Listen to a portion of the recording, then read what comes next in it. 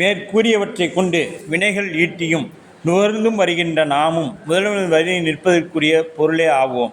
தனித்து நிற்கும் உரிமை சிறிதும் நமக்கு இல்லை. அவர் எந்த உடம்பில் நின்று எந்த வினையை செய்தாலும் அது ஆகாமியம் ஆதல் இல்லை.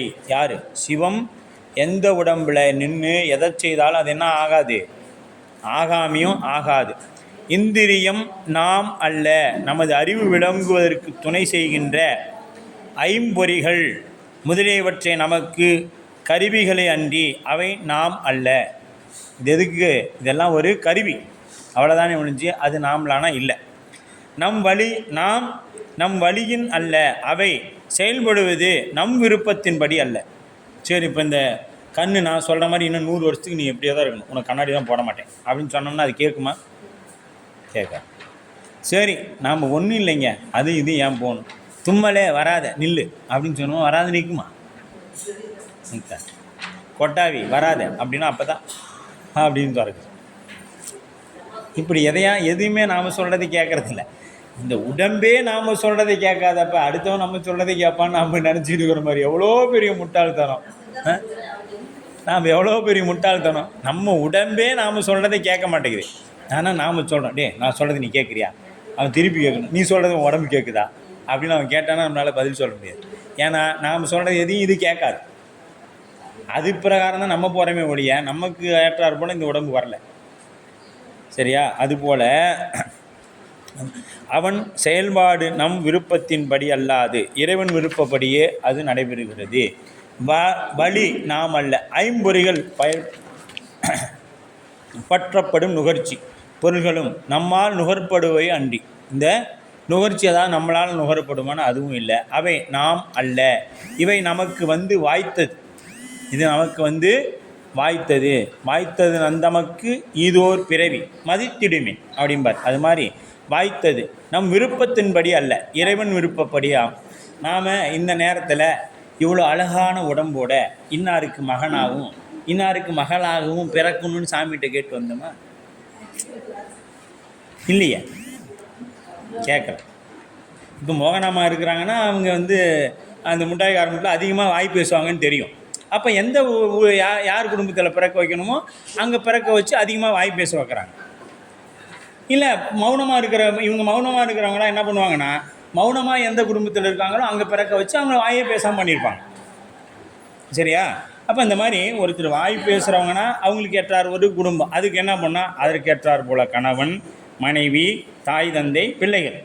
இப்போ தாயை போல் பிள்ளை, அவங்க அம்மா மாதிரி நான், இப்போ எங்கள் அம்மா மாதிரி நான் பேசுகிறேன், என்னை மாதிரி என் பையன் பேசுவான். சரியா? இப்படி எல்லாமே என்ன பண்ணுவாங்கன்னா இதெல்லாம் ஒரு கூட்டு கலவை. அந்த தாய் தந்தை போல தான் அப்போ ஏன்டா எனக்கு சில பேர் ஏன்டா எனக்கு பிறந்துக்குது பாரு ஒரு அவதாரம், அந்த பையனும் தான் இருக்குது, இதுவும் தான் இருக்குது, எங்கேருந்து வந்துச்சோ தெரியல, அதுக்கு நாம் என்ன பேர் அவதாரம் அப்படின்னு பேர் வச்சிடும் இல்லையா? இதெல்லாம் நாம் கேட்டால் சாமிகிட்ட போய் சாமி எனக்கு பிரச்சனையே பண்ணாத ஒரு பொண்டாட்டியும் பிரச்சனையே பண்ணாத ஒரு பையனும் எனக்கு குடி சாமி, நீ போதும் நீ செய்த வினைக்கு இதே ரொம்ப அதிகம், அவன் கல்யாணமே பண்ணாமல் வச்சுக்கிறேன், நீ செய்த வினைக்கு இதுவே ரொம்ப அதிகம் அப்படின்னு சாமி என்ன பண்ணுறாரு, கொண்டு குட்டி வித்தல். யாருக்கு எது தேவையோ நாம் நினைக்கலாம், நான் கும்பிட்றதுக்கு சாமி எனக்கும் அப்படி விட்டுருவாரா அப்படின்னு. நீ கும்பிட்றதுக்கு சாமி எல்லாம் தான் விடுவார் இல்லையா? அப்படித்தான் இந்த உலக நுகர்வு நமக்கு அமைக்கப்பட்டிருக்கு. நட்பு எனக்கும் தான் உலகத்தில் ஒரே ஒரு நண்பனை வாச்சிக்கிறியாடா, இப்படி என்னை சித்தராது பண்ணுறீங்க. எல்லாருக்கும் தான் 10-15 நண்பன் வச்சுக்கிறான், நீ எனக்கு ஒருத்தன் கூட இருந்துட்டு என்னை இப்படி சித்தராது பண்ணுறீங்க அப்படின்னு நினைக்கிறவங்களும் இருக்கும். ஒரு நண்பனுமே இல்லை என்கிட்ட, எவனுமே ஒட்ட மாட்டேங்கிறான், ஏன்னா நான் அப்படி என்னை யாரும் ஏற்றுக்கவே மாட்டேங்கிறாங்க அப்படின்னு சொல்கிறவங்களும் இருக்கிறோம். இப்படி பல மாதிரியாக இருக்கிற நம்ம விருப்பப்படி வாழவே முடிய மாட்டேங்குது. நாம் வண்டியில் 90 போனோன்னா அப்போ தான் செயின் கட்டாகி போச்சு, இல்லைன்னா சைக்கிள் வண்டி பஞ்சராகி போயிடு. இப்போ நம்ம விருப்பப்படி அந்த நேரத்துக்கு போக முடியுதா? இல்லை. அது எல்லாமே முன்னமே தீர்மானிக்கப்பட்டது. நம்முடைய வாழ்க்கை முன்னமே தீர்மானிக்கப்பட்டது. அதாவது ஒரு விளையாட்டு, இன்றைக்கி அந்த விளையாட்டு என்ன ஆகி போச்சுன்னா மேட்ச் ஃபிக்ஸிங் அப்படின்னு ஒரு ஃபார்முலா வந்துச்சு. என்னென்னா இந்த டீம் தான் ஜெயிக்க போகுதுன்னு ஒரு பணத்தை கட்டி கொண்டு வந்துட்டாங்கன்னு. ஆனால் நம்மளுடைய விளையாட்டில் நம்ம நடுவர் முன்னமே தீர்மானித்து வச்சுட்டார், இது இன்ன காலம் வரைக்கும் என்னென்னதெல்லாம் செய்யும், இது இப்படி தான் இருக்கும். பரீட்சையெல்லாம் எழுதிய, அதாவது நம்ம பாஸாக போயிடலாங்கிறது இறைவனுக்கு தெரியும். ஆனால் நம்ம பரீட்சை எழுதணும், நாம் பரீட்சை எழுதணும், நாம் எவ்வளோ மதிப்பெண் பெறுவோம், நாம் பாஸ் ஆகுமா ஃபெயில் ஆகுமாங்கிறதெல்லாம் என்ன தெரியும், இறைவனுக்கு தெரியும். இது இந்த வருஷம் ரிஜெக்ட் தான், ஆசிரியர் முன்னமே ஃபிக்ஸ் பண்ணிடுவார். இருந்தாலும் நாம் முள்ளாண்டு பரீட்சை எழுதுவோம். என்னென்னா எப்படியா பாஸ் பண்ணி விட்ருவாருல்ல கருணை வச்சு. அது என்ன பண்ணுவார், ஏதோ 2 மார்க் கூட்டி போட்டு சேர்த்து போட்டு எதையா ஒன்று பண்ணி நம்மளை பாஸ் பண்ணிடுவாருங்கிற நம்பிக்கையில். ஆமாம், ஏன்னா வாத்தியார் என்ன பண்ணுவார், இவன் இம்சை தாங்க முடியாது, துரத்தி விடலான்னு துரத்தி விடுவார். அது உலகாய ஆசிரியர். இவர் அப்படி இல்லை, தர்மவான்.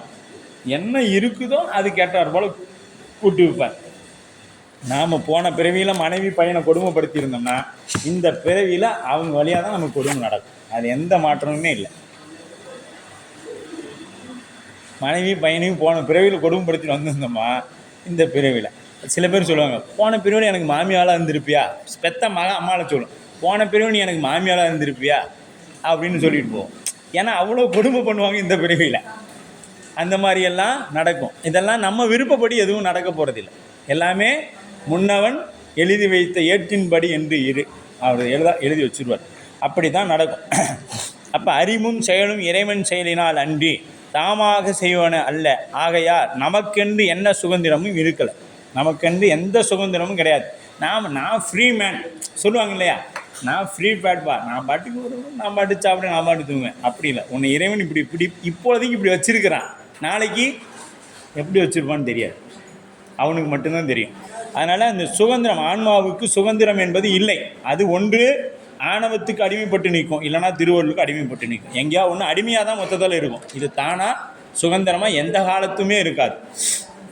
அப்போ எல்லாவற்றையும் ஆம் எனில் என்று இவ்வாறு சிந்தித்து உணர்ந்து எல்லாவற்றையும் முதல்வன் செயலாகவே கண்டுகொண்டு நிற்பாராயின், எல்லாவற்றையும் இறைவன் செயலாக கண்டுகொண்டு நிற்பாராயின். வரத்து இங்கே வந்து உட்கார் பச்சாரில். கண்டுகொண்டு நிற்பாராயின் இறை பணியார்க்கு, அத்தகைய இறைபணியில் நிற்பவருக்கு எத்தனுவில் நின்றும் வினையில்லை.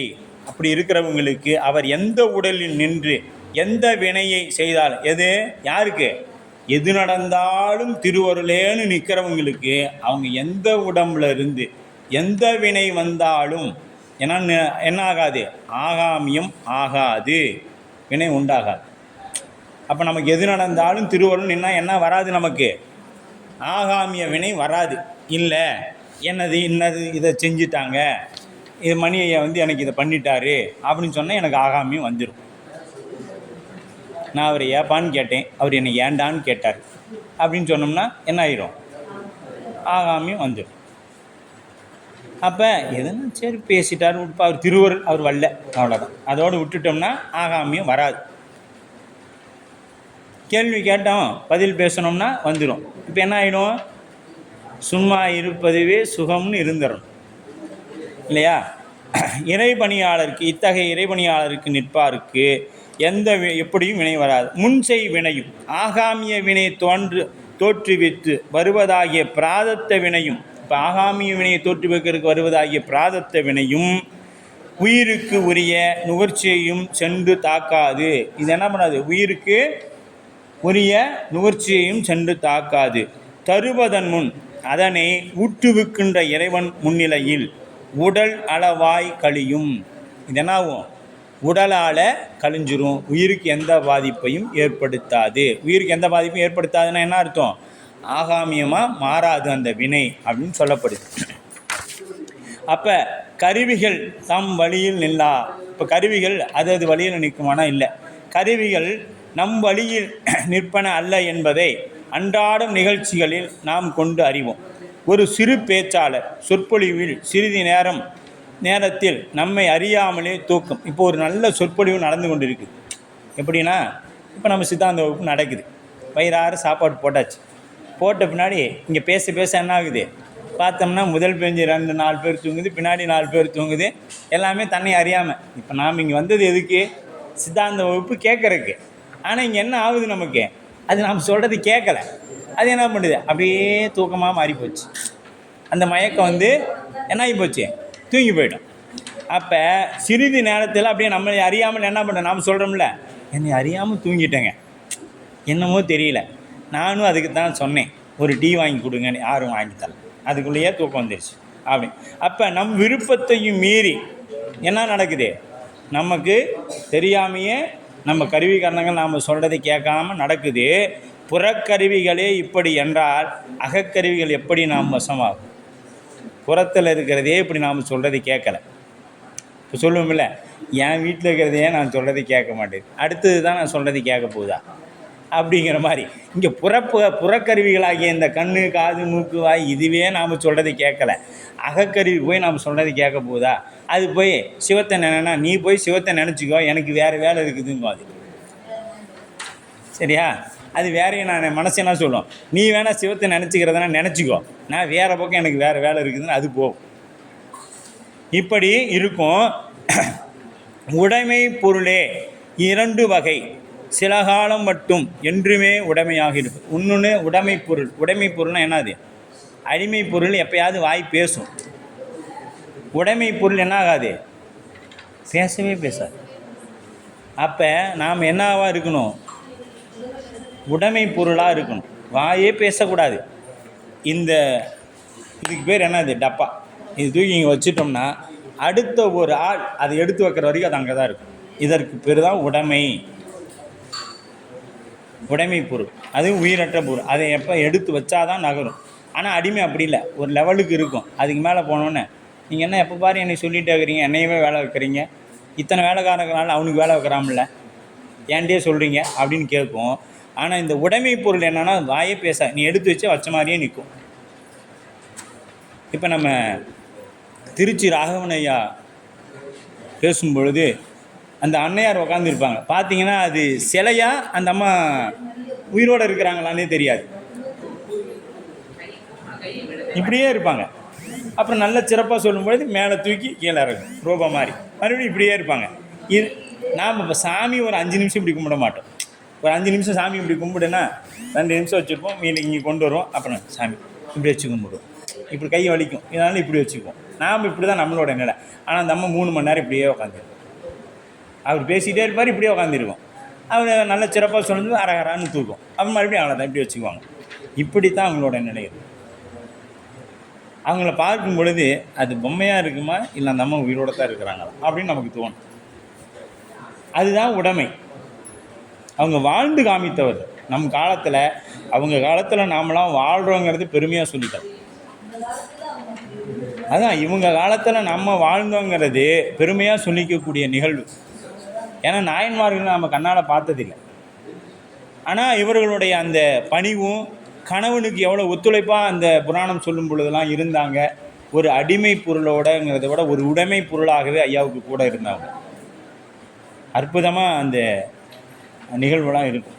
அந்த மாதிரி அப்படி தான் இருக்கணும், எதுவுமே பேசக்கூடாது. அந்த மாதிரி ஏதாவது மறுத்து பேசியிருப்பாங்கன்னு நினைக்கிறீங்க, முதல்ல அப்படி நடிக்கவே முடியாதுங்க. நம்மளால் நடிக்கவே முடியாது. நாம் எங்கே போய் உண்மையாலும் இருக்கிறது, அவங்கள மாதிரி நம்மளால் நடிக்க முடியுமாண்ணா? உட்காருண்ணா, இவங்க பேசுவாங்களாம், நான் இப்படி கும்பிட்டுட்டே உட்காந்துருவேன், நீ பேசுறதுக்கு நான் ஏன் கும்பிடணும் அப்படிங்கிறவங்க போய் அந்த புராணத்தை கேட்க அப்படியே அந்த அம்மா கும்பிட்டுட்டே இருப்பாங்க. அரகரா சொல்லும் பொழுது மேலே கை கூப்புவாங்க, மறுபடியும் இப்படியே இந்த கை மட்டும்தான் அசையும், தலை இப்படி யாராவது பார்க்குறாங்களா, இப்படி பார்க்குறாங்கன்னு கூட திரும்பாது, இப்படியே ஐயாவையே பார்த்துக்கிட்டு அப்படியே தான் இருப்பாங்க. நேரில் அப்படியே இருப்பாங்க, அசைவட்டு நிற்பாங்க. அதுதான் உடைமை பொருள். அப்படி தான் இருக்கணும். அடிமைன்னா அப்படி தாங்க இருக்கணும். அடிமை அவர் நீங்கள் புராணம் சொல்லிகிட்டு இருப்பார். நீங்கள் திருக்கூட்டமாக நாம் போயிருந்தோம், நம்ம நண்பர்கள் எல்லாருமே வந்தாங்க. பார்த்த உடனே ஐயா என்ன பண்ணாங்க, புராணம் சொல்லி கொண்டு இருக்கும் பொழுது எழுந்து வந்து திருக்கூட்டத்தை வணங்கிட்டு தேநீர் திரு அமுது எடுத்துக்கொள்ளுங்கள் ஐயா அப்படின்னு சொன்னாங்க. அடியார் பெருமக்கள்லாம் தேநீர் திரு அமுது எடுத்துக்கிட்டு தான் போகணும், நீங்கள் அன்னம்பாடிப்பு பண்ணிட்டேன்னு சொல்கிறீங்க, இல்லைனா எல்லாருக்கும் வந்துடும், கொஞ்சம் நேரத்தில் எடுத்துக்கலாம். விடவே இல்லை, எல்லாருக்கும் காஃபி 100 பேர் இருக்கும், 100-150 பேருக்கும் காஃபி கொடுத்துட்டு தான் அனுப்புகிறாங்க. அந்த பணிவு எல்லோரும் வந்து ஒட்டுமொத்தமாக விழுந்து வணங்கி, நம்ம அன்பர்கள் வந்தது பாதி பேர் திருவேடத்தில் இல்லை, ஆனால் வந்தவர்கள் அத்தனை பேரையும் அப்பாலும் அடிச்சார்ந்தார் அடியாருக்கும் அடியன் விழுந்து வணங்கி அற்புதமாக உபசரணம். அப்படி இருக்கணும். அடியார் திருவேடங்களை கண்ட மாத்திரத்தில் விழுந்துடணும். அவன் நேர வந்தவர் யாவராயினும். இளையான்குடி மாறர் புராணத்தில், சாக்கிய நாயனார் புராணத்தில் அப்பர் சாமியை சொல்லுவார், தொழுநோயராகினும் அவர் நான் தொழும் நான் வணங்கும் கடவுளரேம்பார். ஆமாம், புலையரே ஆகினும். நீ புலையனாயிரு. தொழுநோயினா தீண்டத்தகாதவங்க, அவங்கள யாரும் அந்த காலத்தெல்லாம் பக்கத்தில் போக மாட்டாங்க. அவங்க திருடியாடத்தில் இருந்தால் போய் அவங்க காலில் விழுந்து கும்பிடுங்கிறாரு. அவர் காலில் விழுந்து கும்பிடுன்ட்டார். அதுதான் அடிமை பண்பு. நாவுக்கரசர் நாம குருநாதரை ஏற்றுக்கிட்டோம்னா அவர் என்ன சொன்னாரோ அது வழியில் நிற்கணும். மாணிக்க வாசக பெருந்தகை சொல்லிட்டார்னா அவர் என்ன சொன்னார்? உடையாள் தன் நடுவிருக்கும் உடையாள் நடுவுள் நீ இருத்தி அடியேன் நடுவுள் இருவீரும் இருப்பதானார் அடியேன் உன் அடியார் நடுவுள் இருக்கும் அருளை புரியாய் பொன்னம்பலத்தின் முடியா முதலே என் கருத்து முடியும் வண்ணம் முன்னின்றே. சாமி, என்கிட்ட நீ இருக்கிறேன்னா என்னை கொண்டு அடியார் நடுவில் வைங்க சாமி. இப்போ நாம் என்ன பண்ணணும்? மாணிக்க வாசகருடைய மானசீக குருவாக நீங்கள் வச்சுருந்தீங்கன்னா அடியாரை பார்த்த மாத்திரம் அப்படியே கண்ணில் தண்ணி வந்து விழுந்து கும்பிடணும். அவங்கள பார்த்த மாத்திரம், ஆஹா அடியார் இருக்கிறாங்களே திருவேடமே அப்படின்னு கும்பிடணும். நாவுக்கரசர் எடுத்துக்கிட்டியா உளவார பணி செய்யணும். அடியாரை விழுந்து விழுந்து கும்பிட்டார் அவர். ஏன்னா சம்பந்த பெருந்தகை அவரோட வயதில் குறைவானவர். அவர் பல்லக்க சுமக்கிறார். நாமெல்லாம் நீலாம் 3 வயசு தான் ஆகுது சைவத்துக்கு வந்து, நான்லாம் எத்தனை வருஷமாக இருக்குன்னு தெரியுமா? இன்றைக்கி வந்து நீ எனக்கு அறிவு சொல்கிற அப்படின்னு நாம் கேட்குறோமா இல்லையாங்க? கேட்க. ஆனால் யார் எப்போ வந்தங்கிறது இல்லை. அந்த ஆன்மா என்ன முடிவு பெற்று இருக்கிறது? ஆமாம், அது இப்போ இருவினை ஒப்படை இருக்குதா நமக்கு தெரியுமா? இன்னம்பர் ஈஸ்வருக்கு மட்டும்தான் தெரியும். அது இருவினை ஒப்பில் இருக்குதா, வேறு எந்த நிலையில் இருக்குது அப்படிங்கிறது இன்னம்பர் ஈஸ்வருக்கு தான் தெரியும், நமக்கெல்லாம் தெரியாது. அப்போ எதுவானாலும் திருவேடத்தை கண்டால் விழுந்து கும்பிடு. இதைத்தான் நமக்கு 12ஆம் நூற்பா சொல்ல போகுது. திருக்கோயில் கோபுரம் இதெல்லாம். அப்போ என்ன பண்ணணும்? அடிமை பண்பு நம்ம இடத்துல வேணும். இப்போ விற்று கொள்வி ஒற்றி அல்லேன் சொல்கிறார் பாருங்க. விற்று கொள்வி ஒற்றி அல்லேன் விரும்பி ஆட்பட்டேன். மாணிக்கவாசகருடைய கூற்று. குற்றம் ஒன்றும் செய்ததில்லை கொத்தை ஆக்கினீர் எற்றுக்கென்கோள் எண்கண் கொண்டீர் நீரே வழிபட்டீர் மற்றை கண்தான் தாராதொழிந்தார் வாழ்ந்து போதீரே. சுந்தரமூர்த்தி பெருமான் சொல்கிறார். ஆமாம், இப்போ சொல்கிறோம்ல, நம்மகிட்ட 100 ரூபா வாங்கிட்டு தரமாட்டுக்கிறான், நல்லாடுறான். நாம் அவனை நல்லாருன்னு சொல்கிறோம். நம்ம மனசுக்கு தான் தெரியும். நம்ம மனசுக்கு தான் தெரியும். நல்லாருன்னு அவனை சொல்கிறோம், நீ நல்லா இருக்கக்கூடாதுன்னு சொல்கிறோம். அது மாதிரி இவர் சொல்கிறாரு, எனக்கு 2 கண்ணும் போயிடுச்சு, நீ 3 கண்ணோட நல்லா இருக்கு. யார்? நீ 3 கண்ணோட. சுவாமி யாருக்கு இப்படி பேச முடியும்? நம்ம அருளாளர்களை தவிர வேறு எந்த சமயத்தவருக்கும் இந்த உரிமை கிடையாது சாமி பேசுறதுக்கு. அவ்வளோதான். மற்ற சமயத்தெல்லாம் பேசினா கொண்டு போட்டுருவாங்க. மற்ற சமயத்தில் பேசணும்னா கொண்டு போட்டுருவாங்க. ஆனால் நாம் மட்டும் தான் நம்ம தலைவனை கேள்வி கேட்கலாம். அதனால தான் இன்றைக்கி சைவத்தில் இருக்கிற எல்லாருமே தலைவர்களை கேள்வி கேட்குறாங்க. ஏன்னா எங்கள் சுந்தரமூர்த்தி பெருமானே சாமியுமே கேட்டாங்க, நீ என்ன பெரிய தலைவன் உடனே கேள்வி கேட்குறோம் அப்படின்னு கேட்குறாங்க. விற்றுக்கொள்வி ஒற்றி வள்ளி ஒற்றி விற்றுக்கொள்வி விட்டுடு ஒற்றி அல்லேன். ஒத்தி மட்டும் வச்சிடாது. இந்த ஒத்தி வைக்கிறதுன்னு என்னன்னு தெரியுமா உங்களுக்கு?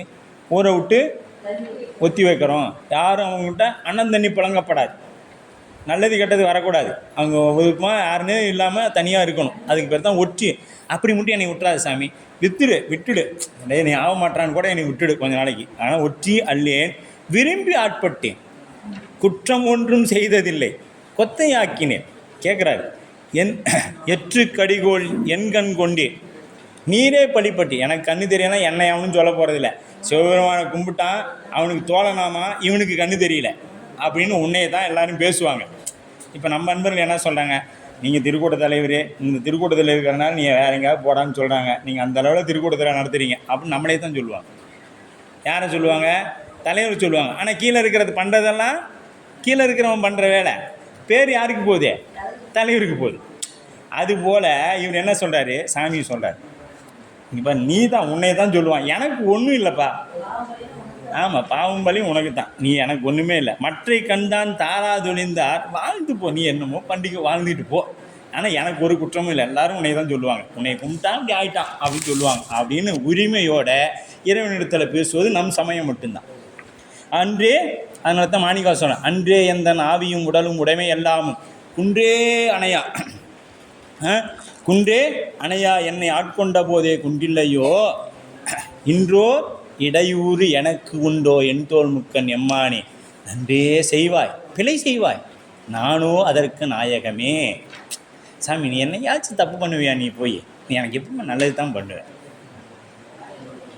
சுவாமிகிட்ட இப்போ நன்றே செய்வாய் பிழை செய்வாய், நீ பிழை செய்ய மாட்டப்பா, நான் தான் இதற்கு நாயகம், இதுக்கு நான் தான் பொறுப்பாளர்னு மாணிக்கா சொல்ல. எது என்னைக்கு நான் பார்த்தணும் அன்றே எந்த ஆவியும் உடலும் உடைமை எல்லாவும்.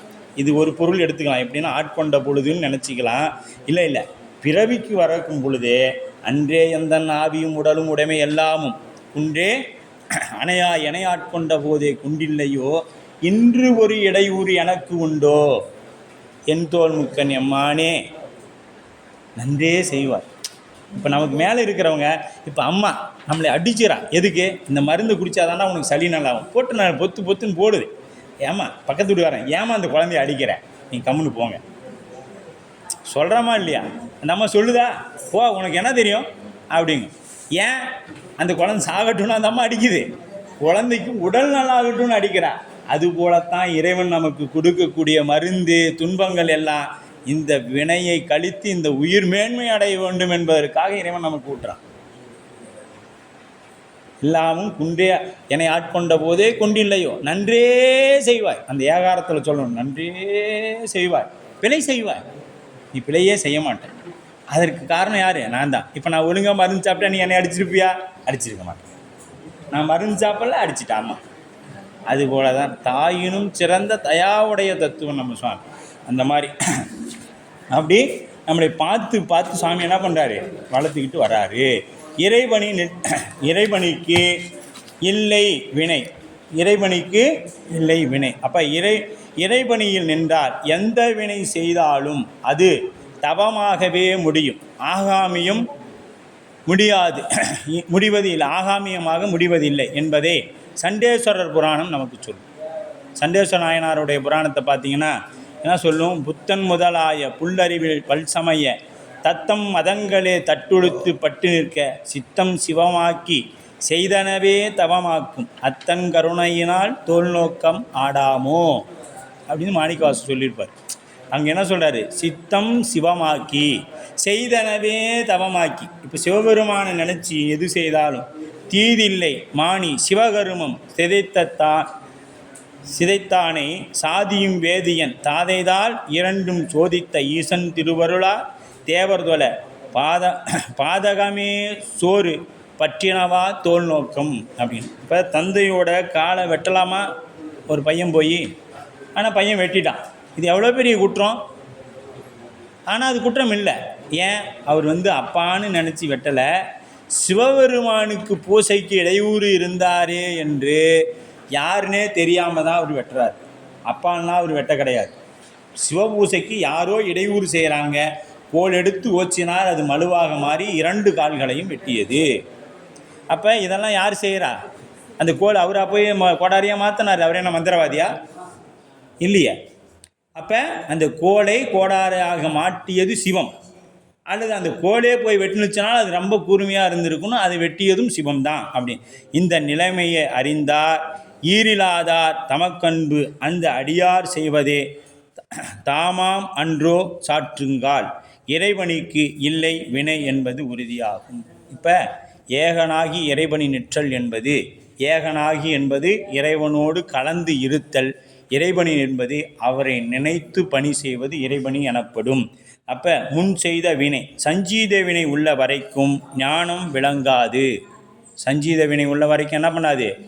ஞானம் நமக்கு விளங்காது. இங்கு முன் செய்த வினை என்றது இப்பிறவிக்கென்று எடுத்துக்கொள்ள பிராரத்த வினையே குறிக்கும். முன் செய்த வினைனா இப்போ நாம் தீக்கை பெறுவதற்கு முன்பாக, குருநாதரை பார்ப்பதற்கு முன்பாக செய்தவையெல்லாம் இப்போ செயல்பாட்டுக்கு வரும். அதெல்லாம் இப்போயே கழிச்சாகணும். அந்த வினையெல்லாம் இப்போ கழிச்சாதான். ஏன்னா இப்போ ஆகாமியும் நமக்கு இல்லை, அங்கே சஞ்சீதமும் இல்லை, பிராரத்தை மட்டும் இருக்குது. இப்போ பிராரத்த வினை என்ன பண்ணணும்? கழிக்கணும். அப்போ இதுக்கு முன்னாடி செய்த இருக்குதே பிராரத்த வினையினால் ஆகாமியும் கொஞ்சம் அங்கே இருக்குது, அதையும் எடுத்து என்ன பண்ணும் இறைவன் இப்போவே ஊட்டி கழிச்சிடும். அதனால தான் நமக்கு தீக்கை பெற்ற பிறகோ சிவபூஜை செஞ்ச பின்னாடி என்ன வருது? நமக்கு அதிகமான பிரச்சனைகள் வருது. அப்படின்னு இப்போ இறைவனை நிற்கும் பிராரத்த வினைகளும் கழியும். இது ரொம்ப பெருசாலாம் நம்ம என்ன பண்ணாது, பாதிக்காது. இப்போ எடுத்துக்காட்டு வெண்பா. முக்தி பெற்ற உயிருக்கு வினைப்பயன் உடல் ஊழால் கழியும்படி செய்தல் இறைவன் கடமை. முக்தி பெற்ற உயிருக்கு, முக்தி பெறக்கூடிய உயிருக்கு என்ன பண்ணும் இறைவன்? உடல் ஊழால் கழிக்க வேண்டும். சார்ந்தாரை காத்தல் தலைவர் கடன் ஆதல். சார்ந்தாரை காத்தும் சலமிலானாய் சார்ந்தடியார் தந்தனார் செய்து பிறர் தங்கள் வினை தாம் கொடல் ஆய்ந்தார் முன் செய்வினையும் ஆங்கு அப்படிங்கிற. இப்போ இறைவன் தன்னை சார்ந்து தன் அருளின் வழி நிற்பாரை தன்னை போல செய்வான். இறைவன் தன்னை சார்ந்தவங்களை என்ன பண்ணுவார்? தன்னை போலவே ஆக்குவான். ஒரு முதலாளி இருக்கிறான். அந்த முதலாளி என்ன பண்ணுறாரு? தனக்கு வேலைக்கு நல்ல நான் சொல்கிற வேலையெல்லாம் செய்கிற அவனை என்ன பண்ணுறாரு? தன்னை போலவே ஒரு முதலாளி ஆக்கிடுவார். முதலாளி ஆக்கி ஒரு குறிப்பிட்ட இதுக்கு மேலே நீயே இதை பார்த்துக்குப்பா, நான் கொஞ்சம் ஓய்வில் இருக்கிறேன் அப்படின்னு சொல்லுவாங்க. அந்த அளவில் நம்பிக்கைக்குரியவர்களாக இருக்க வேண்டும் அப்படின்னு. அப்போ அதாவது வினை செய்தும் அவ்வினையினால் பற்றப்படாது நிற்கும்படி செய்வான். ஏனையோர் செய்யும் வினை அவனுக்கு தப்பாமல் ஊட்டியே நீக்கும்படி செய்வான். இப்போ சிவபெருமானுக்கு அணுக்க தொண்டரா, அதாவது தீக்கை பெற்று வழிபாட்டில் இருக்கக்கூடிய அன்பர்களுக்கு என்ன பண்ணுவார்னா, அந்த ஆகாமிய வினை ஏனையோ அதாவது வினை செய்தும் அவ்வினையினால் பற்றப்படாது நிற்கும்படி செய்வான். அந்த வினை இவங்களை பற்றாத மாதிரி செய்வான். அவருக்கு அந்நியமாக இருக்கிறவங்களுக்கு, அவ்வளோ வழிபாடாக இருக்கிறவங்களுக்கு என்ன பண்ணுவான்னா, நீங்கும்படியாக அவங்களுக்கு அது குற்றமாகவே கருதுவான். இங்கனம் இறைவன் இருவகையில் பயன் தருவானாகின் குற்றமாக கருதல் அறியாமையே ஆகும். அப்போ இறைவன் நமக்கு ஒரு தீமையை செய்தானா அது எதுக்காகன்னு செய்வான்? நம் நன்மை பொருட்டு தான் எந்த தீமையும் நமக்கு நடக்கும். அதை நாம் புரிஞ்சிக்காமல் நாமளும் என்னத்த பண்ணுறோம்? உலகாயத்தவரில் இருக்கிறவங்க போல், உலக மக்கள் போல் நாமளும் என்ன பண்ணுறோம்? எனக்கு சாமி இதை பண்ணிட்டாரு, நான் சாமி கும்பிட்டேனே இதை வந்துட்டு அப்படின்னு நம்ம சொல்கிறோம். தன்னை அடைந்தார் வினை தீர்ப்பரன்றோ தலையாயவர் தங்க ஆவது தான் அண்ணன் அடையா அதிகை கெடிலா விரட்டான துறை அம்மானே. தன்னை அடைந்தவங்களுடைய வினையை தீர்ப்பது தான் தலைவரோட கடமை. இப்போ தலைவரே வினையை கூட்டினா ஒத்துக்குவாங்களா? யாராவது தலைவன் பின்னாடி போவாங்களா? தலைவன்னா என்ன ஒன்று, தலைவன்ட்டு போனால் நமக்கு ஏதாவது லாபம் இருக்கணும், அப்போ தான் தலைவனோட இருப்பாங்க. இல்லைன்னா என்ன ஆகிடுவாங்க? அவர் சரியில்லைங்க, வேறு தலைவரை பார்த்துக்கலாம் அப்படின்னு வேறு கட்சிக்கு மாறிடுவோம் இல்லையா? இந்த கட்சி தலைவர் நமக்கு எதுவும் செய்ய மாட்டேங்கிறாரு, அவர் மட்டுமே சம்பாரிச்சு பெரிய ஆளாகிறாரு, நமக்கு எதையும் தர மாட்டேங்கிறாருன்னு கட்சி தாவிடுவோம். அப்புறம் அது வேறு மாதிரி வேண்டாம், அந்த பக்கம் நம்ம போக வேண்டாம், அதனால் விட்டுருவோம். அப்போ சார்ந்தாரை காத்தல் அடைக்கலம் என்ற தன்மை இப்போ அடைக்கல பொருள். அடைக்கலம்னா என்ன அர்த்தம்? இந்த பொருள், இந்த பேனாவை நீங்கள் வச்சுருங்க, நான் வாங்கும் பொழுது வாங்கிக்கிறேன் அப்படின்னு சொல்லி கொடுத்தோமா, இது என்ன பண்ணும்? நீங்கள் எழுதவும் கூடாது, என்ன பண்ணக்கூடாது, எழுதவும் கூடாது, தொலைச்சிடவும் கூடாது, பத்திரமா இப்படி வச்சுருக்கணும். அதுபோல் நாம் என்ன பண்ணுறோம்? நாம் உடையாய் உந்தன் அடைக்கலமே, சாமிகிட்ட போய் நாம் என்ன பண்ணுறோம்? இந்த உயிரை உனக்கு அடைக்கலமாக கொடுக்குறேன் சாமி, நீ என்ன வேணாலும் பண்ணிக்க. இப்போ அடைக்கல பொருளாக வந்துச்சு, அடமானம் வச்சு என்ன பண்ணுறோம்? அந்த பொருளை பத்திரமா வச்சுருக்குறோம். அது பயன்படுத்த வேண்டிய இடத்துல பயன்படுத்திக்கிட்டு, பயன்படுத்தாத இடத்துல பத்திரமா வச்சுருக்கிறோம். அதுதான் அடைக்கலம் என்று பொருள். தலைவர் கடன் ஆதல் அடைந்தாரை அவருக்கு வரும் துன்பங்களையும் போக்கி பாதுகாத்தல் தலைவராக உள்ள கடமை. தன்னை அடைந்தவங்களை என்ன பண்ணணும்? அவங்களுக்கு வரக்கூடிய துன்பங்களை எல்லாம் போக்கி, இன்பம் வந்தால் அவங்க தலைவன்ட்டு எதுவும் சொல்ல மாட்டாங்க, துன்பம் வந்துச்சுன்னா சொல்லுவாங்க. அப்படி சொல்லும் பொழுது தலைவர் அந்த துன்பத்தை போக்கணும். மேலும் தலைவர் என்ன பண்ணக்கூடாது? துன்பத்தை கொடுக்கக்கூடாது. உனக்கு இந்த துன்பம் வந்துச்சா, இன்னும் கொஞ்சம் சேர்த்து வாங்கிக்கோ அப்படின்னு துன்பத்தை கொடுக்காம அது என்ன பண்ணணும்? அந்த துன்பத்தை போக்கணும். அதுதான் தலைவருடைய கடமை. அங்கனம் வந்து அடைந்தவரை அதுபோலவே காத்தல் வேண்டும் என்று கூறுவது முறையே ஆகும். ஆதலில் சார்ந்தாரை காக்கும் சலமிலன் இறைவன் தன்னை அடைந்தாரை பாதுகாத்தல் அங்கனம் அவரை மட்டுமே காக்கினும் அவன் வஞ்சனை இல்லாதவன் ஆவான். அவங்கள மட்டும்தான் காக்குறானா, அப்போ உங்கள் சாமி வஞ்சனை உடையவர், அப்போ உங்கள் சாமியை கும்பிட்டா தான் நல்லது செய்வார், இல்லைன்னா இது செய்ய மாட்டார். அப்போ எவ்வளோ வஞ்சனை வச்சுக்கிறார் பாரு உங்கள் சாமி. என்னமோ நீங்கள் சொல்றீங்க உங்கள் சாமி தான் பெரிய நடுநிலையாளன். அங்கனம் வஞ்சனை இல்லாதவனாகி சார்ந்த அடியார் தன்னை அடைந்த அடியார்களை தம் தானாக செய்து தன்னை போல ஆக்கும்படி செய்து, அதாவது வினையை செய்தும் அதனால் பற்றுப்படாமல் நிற்கும்படி செய்து, பிறர் தங்கள் வினை ஏனையோர்க்கு அவர்கள் செய்த வினை பயனை தான் கொடுத்தல், அவர்கள் நுகரும்படி செய்தல். இறைவன் வழிபாடு இந்த மாதிரி இல்லாத இருக்கிறவங்களுக்கு என்ன பண்ணுவாங்க, அவங்க வினைகளை அவர்களே நுகரும்படி செய்தல். ஆய்ந்து நுணுங்கி வந்து ஆர் பொருந்துவதாகிய முன்செய் வினையும் பிராரத்த வினையும் ஆங்கு அவ்வாறு இரு நிலைகளையும் உடையவனாகின்றான். இங்கே பெருமான் ரெண்டு செய்கிறான். இதனால் பெருமான் அப்படின்னு கேட்டிங்கன்னா இல்லை, அந்த ஆன்மா அந்த வினைகளை அனுபவிப்பதனால் ஒரு அனுபவம் ஏற்படும். அந்த அனுபவம் திருவருளிடத்திலே கூட்டி வரும். அப்போ சார்ந்தாரை காத்தல், தன்னை அடைந்தார் காத்தவர் தன் பயனை தருமே அன்றி அடையாது விலகி நிற்பவருக்கு தன் பயனை தருதல் இல்லை என்பது விலகறிந்த உண்மை. யாராக இருந்தாலும் என்ன பண்ணணும், நாம் இறைவனை நோக்கி ஒரு அடி எடுத்து வச்சோம்னா இறைவன் நம்மை நோக்கி எவ்வளோ எடுத்து வைப்பான், 1000 அடி முன்னோக்கி வருவான். நாம் 2 அடி எடுத்து வச்சோம்னா அவன் 10,000 அடி வருவான். நாம் அடியே எடுத்து வைக்காமல் இறைவன் எனக்கு செய்யவே இல்லையானா செய்ய மாட்டான் இல்லையா. மழையில் நனைந்து குளிரில் நடுங்கி வருகின்றவன் தீயை அணுகினால், இப்போ தீ போல தான் இறைவன். நீ மலையில் நனையிற, கடும் குளிர், நெருப்பு வந்து என்னை வச்சுக்கணும்னு சொல்லி கேட்குமா? பக்கத்தால் போனவுடனே என்ன ஆகுது, குளிர் அடங்குது. அதை விட்டு விலைக்கு வந்தோம்னா குளிருது. அது போலத்தான் இந்த உலக பந்தமும். அவர்கிட்ட இருக்கிற வரைக்கும் சுகத்தை அனுபவிக்கலாம், இந்த பக்கம் வந்தோமா துன்பத்தை அனுபவிக்கலாம். எது தேவைன்னு நீ தான் முடிவு பண்ணிக்கணும். இப்போ அறிவு விளக்கம் பெற்றுட்ட, தெளிவு பெற்றுட்ட, இப்போ என்ன தேவைங்கிறது முடிவு பண்ணு. இறைவனிடத்தில் இருக்கிறியா இல்லை இந்த பக்கம் போறியா அப்படிங்கிறது. இன்புருவான் சலமிழன் சங்கரன் சார்ந்தார் கல்லால் நலமிழன் நாள்தோறும் நல்குவான் நலன் அப்படின்னு சொல்லப்படும். தன்னை அடைந்தார் கின்பம் தருவானே, கண் அடைந்த மதில் பிரமபுரத்துறையும் காவலனை முன் அடைந்தான் சம்பந்தன் பொலிபத்தும் இவைவல்லா பொன்னடைந்தார் போகும் பல அடைந்தும் புன்மையரே அப்படின்னு திருஞான சம்பந்தரும் சொல்லியிருக்கிறார். அப்போ அதீதியும் நிழலும் போல இறைவன் தன்னை நன்னியவருக்கு வினை துன்பத்தை நீக்கியும் நன்னாதவர்களுக்கு அதனால் கூட்டியும் நிற்பான். இப்போ தன்னை அடைந்தவர்களுக்கு என்ன பண்ணுவான், வினை நீக்கம் செய்வான். அடையாதவர்களுக்கு கூட்டி வைப்பான். என்ன இருக்குதோ எக்ஸ்ட்ராலாம் கூட்டி வைக்க மாட்டார். அவனுக்கு என்ன வினையோ அதை கூட்டி வைப்பார், அவ்வளோதான். அதில் எதுவும் மாற்றம் இல்லை. இவ்வாறு இறைவன் அவ்வுயிர்களின் நிலைக்கு ஏற்றார் போல பயன் தருதல் குற்றம் ஆகாது என்பது கூறப்பட்டது. என்ன போச்சு, அது கேட்டார் போல என்ன பண்ணாது, இது குற்றம் ஆகாது. ஏன்னா ஒரு ஆசிரியர் இருக்கிறார்னா அவன் என்ன எழுதியிருக்கிறானோ அதுக்குண்டான மதிப்பு தான் போடுவார். இந்த மாதிரி என்னை ஃபெயில் பண்ணிட்டாருன்னா நாம் ஏதாவது கொஞ்சமாவது எழுதியிருந்தாவாச்சும் பாஸ் போடுவார். எதையுமே எழுதலைன்னா ஒரு வெறும் தாளாக கொடுக்குறோம், அது என்னத்தை போய் அவர் மார்க் போடுவார். அப்போ ஆசிரியரை போய் ஏன் எல்லா பசங்களையும் பாஸ் பண்ணிவிட்டு என் பையனை மட்டும் ஃபெயில் பண்ணிவிட்டேன் அப்படின்னு கேட்டால், உன் பையன் எதையா கிறுக்கி வச்சுருந்தாவாச்சும் மார்க் போட்டுப்பேன், உன் பையன் எதுவுமே பேனா தீர்ந்து போயின்னு எழுதாம விட்டுட்டாயா அப்படின்னு சொல்லுவான் ஆசிரியர் இல்லையா. அதுபோல் இது நடக்கும். அப்போ எடுத்துக்காட்டு வெண்பா 3. முத்தரை பிராதத்த வினை தாக்கினும் ஆகாமியம் ஏறாது. முத்தர்னா யாருங்க, இப்போ நாமெல்லாம் முத்தர்கள். அந்த இடத்துல மெய்கண்டாரி போச்சு நம்மளை பேச. முத்தரை பிராதத்தை வினை தாக்கினும் ஆகாமியம் வாராது அப்படிங்கிறார். இங்குழி வாங்கும் களம்போல நாணிவால் முன்செய் வினை மாயை மூண்டிடினும் பின் செய் வினை மாயுடன் நில்லாது மற்ற அவன்தான் மெய்ப்பொருளே ஆயவதனால் உணரும் அச்சு.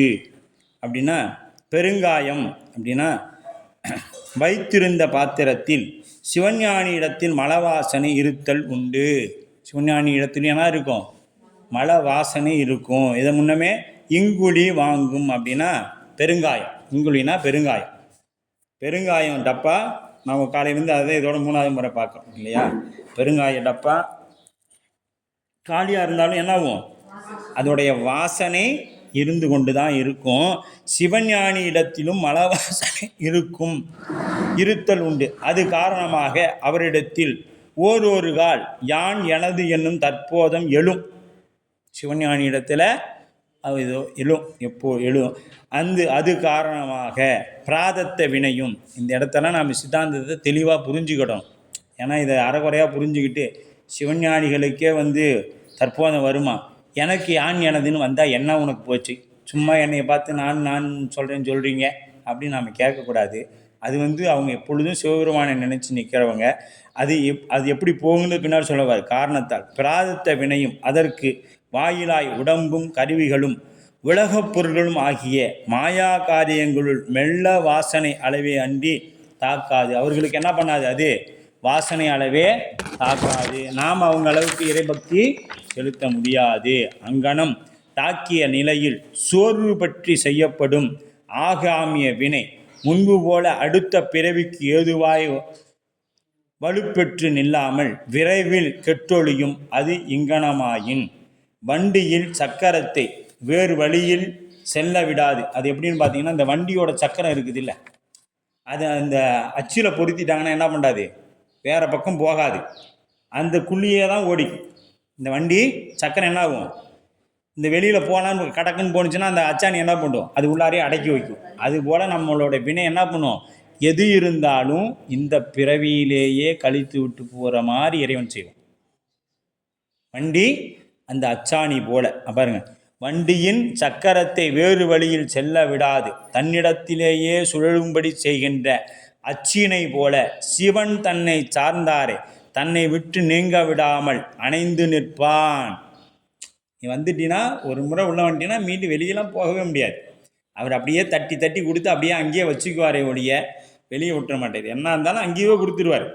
இப்போ இராணுவத்துக்கு போயிடுறோம், 5 வருஷம் வேலை செய்கிறோம், ஒரு சின்ன தவறு நடந்துருது, அங்கேயே என்ன பண்ணுவாங்க, இந்த வெளியில் கோர்ட்டுக்கெலாம் கூட்டி வர மாட்டாங்க. அங்கேயே ஒரு கோர்ட்டில் ஒரு தண்டனையை கொடுத்து அங்கேயே வச்சு மீண்டும் உன்னை இராணுவத்தில் தான் வச்சுக்குவாங்க, வீட்டுக்கெலாம் விட்டுற மாட்டாங்க. நீ இராணுவத்தில் குற்றம் பண்ணிட்ட நீ வீட்டுக்கு போன்னு யாரையுமே சொல்ல மாட்டாங்க, அங்கேயே தண்டனை கொடுத்து அங்கேயே வச்சுக்குவாங்களே ஒழிஞ்சு. அதுபோல் நமக்கும் கைலாயத்திலேயே வச்சு தண்டனை கொடுப்பாரு ஒழிஞ்சு சிவலோகத்தில் நம்மளை என்ன பண்ணுவார், நீ தப்பு பண்ணிட்ட யமலோகத்துக்கு போ சொர்க்கத்துக்கு போனால் நம்மளையே அனுப்ப வாய்ப்பே கிடையாது. அங்கே சிவலோகம்தான், மொத்தம் அங்கேயே அடித்தினாலும் ஓத்தினாலும் அங்கே தான் திம்போம்.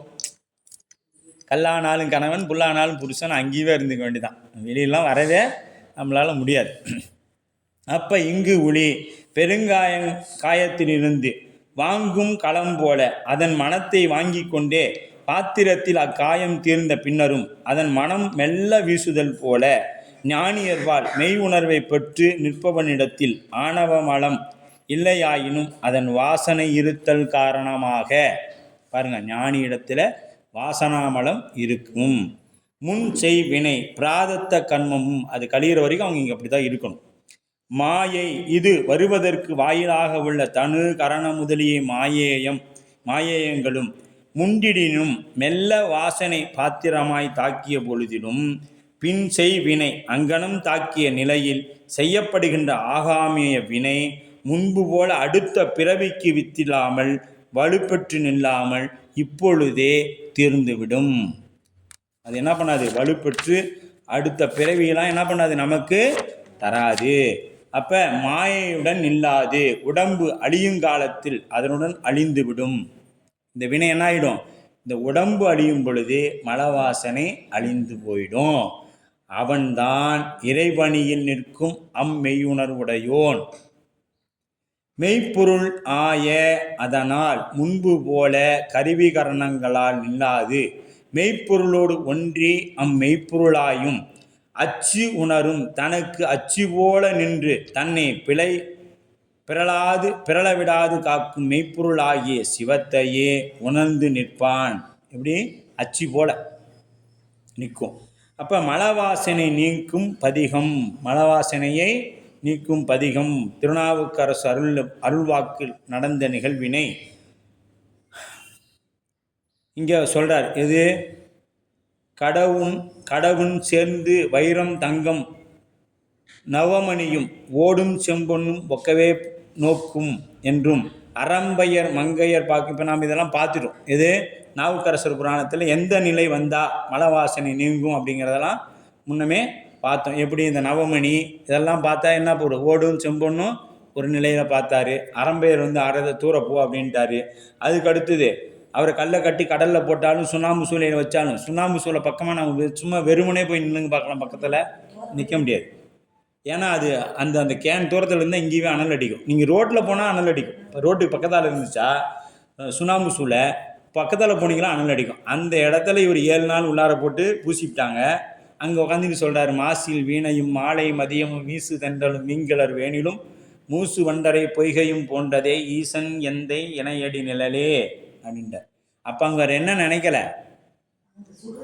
சுடுறதே தெரியல. ஏன் தெரியலன்னா அவர் நினைத்து கொண்டிருந்தது சிவபெருமானே, அதனால் அவருக்கு இது தெரியல. அப்போ திருவாரூர் அம்மானுக்கு ஆளானேன் நீங்கள் வீணே அலைதல் வேண்டா. மங்கையை பார்த்து அரம்பியர் பார்த்து சொன்னார், நான் யாருக்கு தெரியுமா, திருவாரூர் அம்மானுக்கு ஆளானேன், நீங்கள் வீணே அலைய வேண்டாம். அரம்பையரை பார்த்து இவர் சொல்கிறார், நாவுக்கரசர் நீங்கள் சும்மா ஆடிட்டு இருக்காதீங்க, நான் திருவாரூர் பெருமானுக்கு ஆட்பட்டேன் அப்படின்ட்டார்.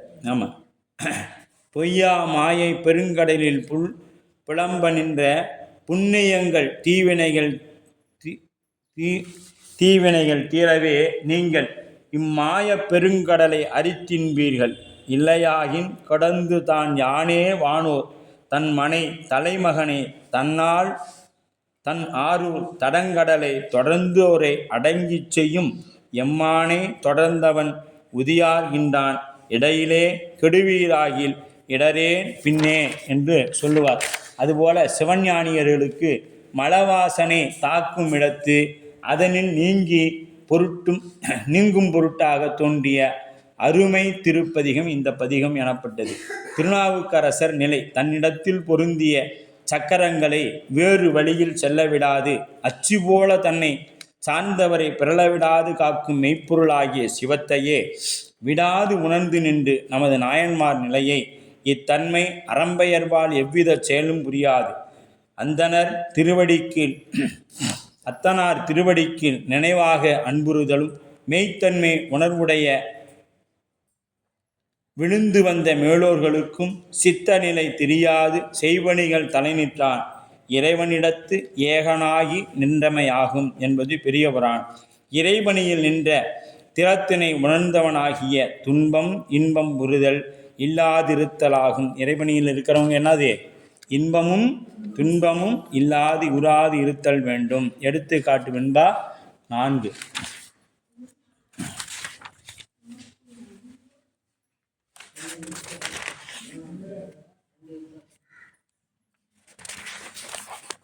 இதோட நிறைவு நினைக்கணும்.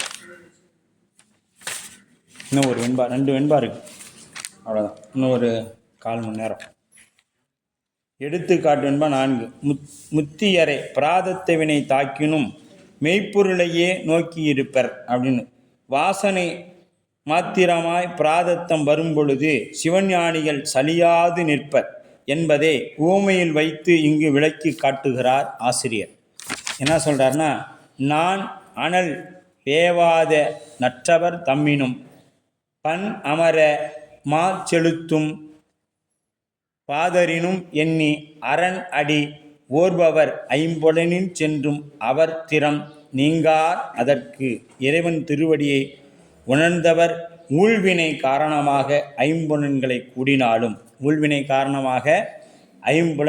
கூடினாலும் திருவடியில் நின்றும் நீங்கி அந்த ஐம்புலன்களில் கட்டுப்பட்டார் என்பதை இந்த வெண்பா தெளிவுபடுத்துகிறது. நல்ல தவத்தை உடையவரும் எதுக்கு ஐம்புலனுக்கு இவர் கட்டுப்பட மாட்டார். அப்போ நன் அனல் அப்படின்னா நெருப்பின் நடுவில் நின்றாலும், இப்போ நெருப்பின் நடுவில் நாவுக்கரசர் போய் நின்னார். அப்பையும் வேவாத தன் திறன் கொட்டு வெந்து போகாத இனிதிருக்கும் நற்றவர் தம்மினும் அக்கினி தம் பணம் வல்லார் போலவும் பண் அமர் ஓடுதல் வகையெல்லாம் பொருந்தும்படியாக மாச்செலுத்தும் குதிரையை விரைவாக செலுத்தினாலும் அதன் வேகத்தின் பட்டு விழுந்து தன் திறம் கெடாது நிற்கும். பாகரினும் பாகர் போலும் எண்ணி அரண் அடி ஒவ்வார். முதல்வன் திருவிடியை இடைவிடாது உணரும் மெய் உணர்வு ஐம்புலன் சென்று பிராதத்த வினை காரணமாக ஐம்புல உணர்ச்சியில் சென்றாயினும் அதற்கு அதனால் அவன் திறம் நீங்காது தன் திறம் கெடாது நிற்பார் தனது ஞான நிலையின்றி சிறிதும் வலுவார். அவர் என்ன பண்ணுவாங்க, தன்னுடைய ஞான நிலையிலிருந்து சிறிதும் வலுவார். ஆணவ மலம் ஆசையினால சிறு சிறு குற்றங்கள் நிகழும் அப்படின்னு சொல்லப்படுது. எடுத்துக்காட்டு வெண்பா 5. அதான் இதோட நிறைவாகுது. 6 உங்களுதில் 6, அதில் 5ன்னு போட்டுக்குது. சதசத்தாம் மெய்கண்டான் சத்து அருளின் காணின் இதமித்தல் பாசத்தில் இன்றி கதமிக்கு எரிகதிரின் முன் இருள்போல் ஏல அசத்தின் அருள் அணையார் சத்து அணையார் ஆங்கு. சதசத்தாம் மெய்கண்டான் சத்து அருளின் கண்ணின் கொண்டு கூட்டுதல். சதசத்தாம் மெய்கண்டான் சத்து அருளின் காணின் பாசத்தின் இதமித்தல் இன்றி சத்து அணைவார் கதமிக்கு எரிகதிரின் முன் இருள் போல ஆங்கு ஏல அசத்தின் அருகு அணையார். சத்தோடு கூடிய பொழுது சத்தாயும் அசத்தோடு கூடிய பொழுது அசத்தாயும் நிற்றலே தன் இயல்பு என்பதை உணர்ந்த ஞானி அருளே கண்ணாக சத்தாகிய சிவத்தை கண்டவன் ஆதலால் பின் எதையும் நோக்கினாலும் அவனுக்கு என்னாது, கண்ணாலேயே நோக்குவான். எந்த அருட்கண்ணாலேயே நோக்குவான்.